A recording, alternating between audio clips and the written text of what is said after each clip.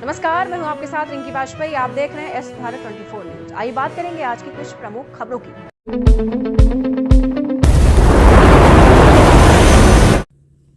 प्रयागराज के पुरामुफ्ती थाना अंतर्गत ग्राम पंचायत मर्दानपुर में मर्यादा पुरुषोत्तम प्रभु श्री राम के अयोध्या में भव्य राम मंदिर के उद्घाटन के प्रथम वर्ष के उपलक्ष्य में मर्दानपुर में बड़ी मंदिर शिवाला में आयोजित किया गया।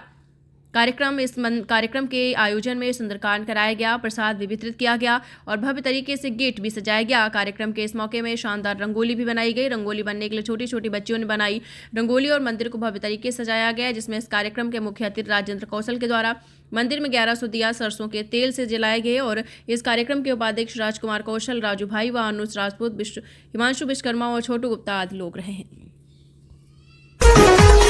श्री राम जन्मभूमि अयोध्या का है